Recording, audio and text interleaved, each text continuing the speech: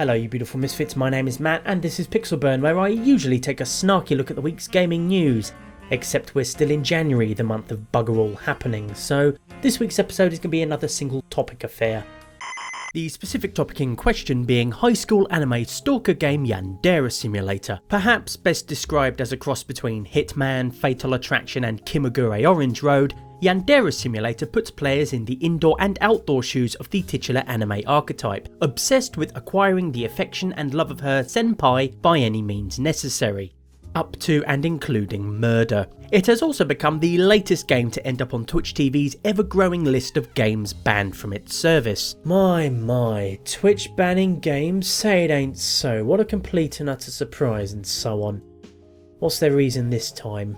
Could it be because Yandere Simulator lets you murder people and throw their bodies into an industrial incinerator?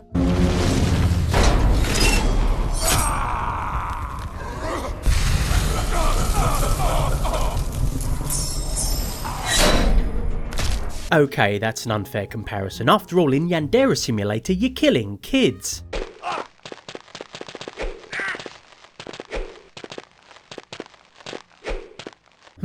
But can you really compare knifing anime schoolgirls to the venerable long-standing tradition of child murder in the Ultima series? And besides, those kids always attack you first. The little shits. Alright, maybe it's because Yandere Sim allows players to kidnap people and torture them. Well, you ain't gonna be chewing steak anytime soon. I just wanna get out of here. The breaker. Well, in that bit in GTA 5 you are torturing an adult, not a minor, although in Yandere Simulator's defence, the screen fades to black before anything nasty can be seen. The torture, which is also stated to be of the psychological variety, is thus implied, rather than shown in any disturbing detail. So maybe it's because Yandere Simulator features teen suicide. That's a dark and controversial topic for any medium, and one Twitch probably wouldn't be comfortable allowing on its... No! Oh. Perhaps the developer can shed some light on why Twitch banned it. Was it the bullying, kidnapping, torture, suicide, or perhaps the panty shots? That last one. It's probably that last one. Specifically a mechanic by which you use snapshots of student skivvies as a form of currency, trading them with a certain character for favours, items and other in-game advantages. Yandere Simulator doesn't have a monopoly on snapping pictures of underage pants, however, and by fuck I wish I didn't know that. Natsuhiro High School Seishun Hakusho, a PS3 and PS4 title released only in Japan, why am I not surprised, features it as a core gameplay mechanic. It's even in the title. The full title, that is, stuffed into this small box here, the literal translation of which is Summertime High School, a young man's notes, how a new exchange student like myself ran into his childhood friend on the school tour, then for some reason became super popular with the girls for his daily scoops on the school photography club, even though he only takes panty shots, and what he thinks as he goes on dates during his Summer of Island school life. I could say that's a bit of a mouthful for a game about lusting after barely legal girls, but I don't want to end up on drama alert. You may be surprised to know that despite its unorthodox photography system, Natsuhiro High School Seishun Hakusho's stupidly long title is not on Twitch's list of prohibited games, most probably for reasons of obscurity. Another game that isn't currently on Twitch's prohibited list is Akiba's Trip Undead and Undressed, available on PS3, PS4, PS Vita and PC, a game in which you tromp around the Akihabara district of Tokyo, beating people up and tearing their clothes off. In public. In broad daylight. Oh, and some of the people you can beat up are quite clearly minors. There is a story reason for it, of course. A stupid one, but it is there. Anyhow, with games like that seemingly allowed on Twitch without any problem, why prohibit Yandere Simulator?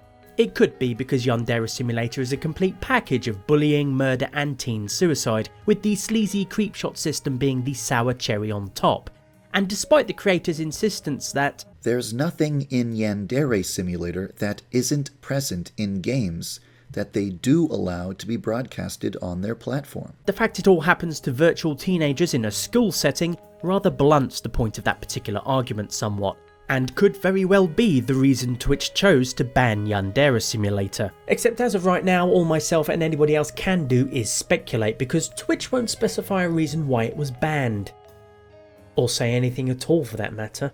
The developer's attempts to discuss the matter with Twitch via Twitter have been ignored, and he has not received any response to an email he sent them either. Meanwhile, games journalists who contacted Twitch for an answer were simply given a link to Twitch's rules of conduct, with no further explanation whatsoever. The developer of Yandere Simulator is even willing to change some features to make the game acceptable for broadcasting on Twitch, like changing the textures on the models in this in-game Easter egg to make the characters more closely resemble the skinless giants from Attack on Titan. He's also completely fine with making the game's Sims-esque nudity filter more pronounced, as well as changing the setting from a high school to a proper academy. I'm not quite sure how that last change might help matters, but then I don't have a comprehensive knowledge of the Japanese education system. Nevertheless, there are limits as to what he's willing to change, and one of the elements he absolutely refuses to remove is the panty shot system, which is entirely his prerogative. I don't have to like that particular gameplay mechanic, which I don't for the record, but I don't have to play his game either.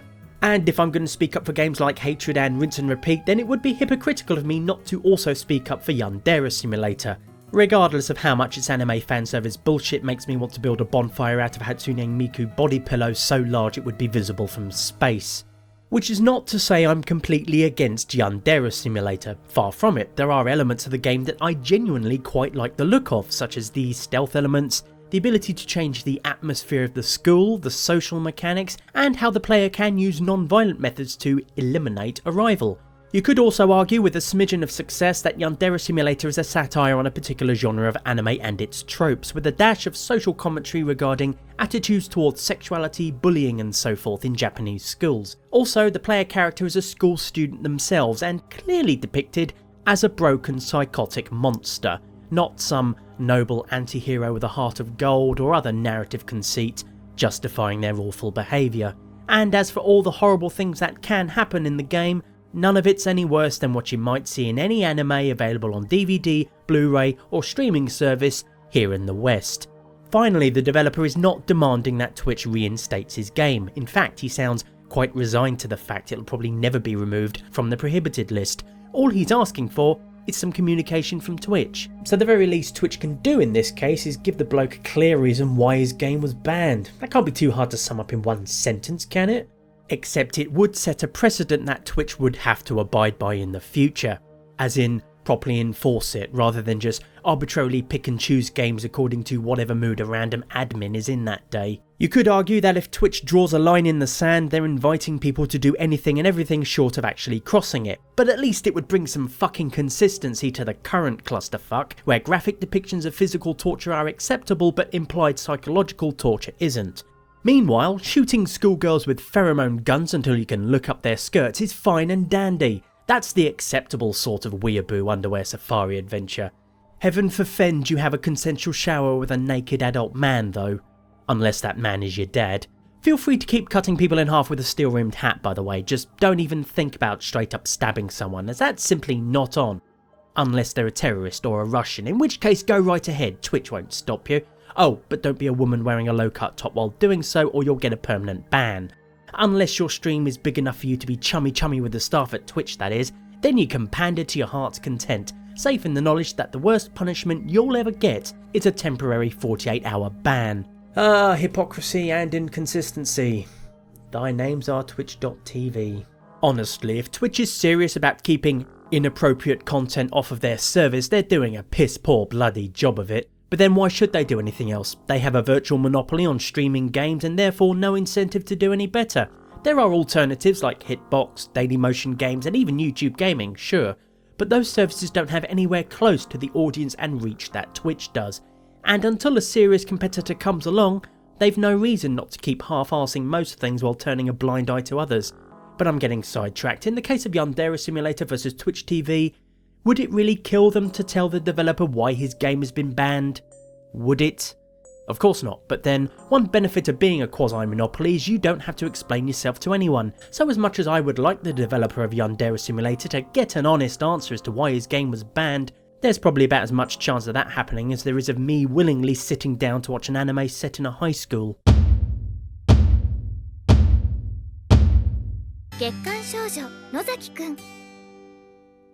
That doesn't count. That's all for this episode of Pixel Burn. If you liked it, then please do let me know by clicking the requisite button down below, and let your friends, family and your local anime club know as well. At the very least, I hope you found it tolerable. Meanwhile, until next time, as always, Korewa Pendes.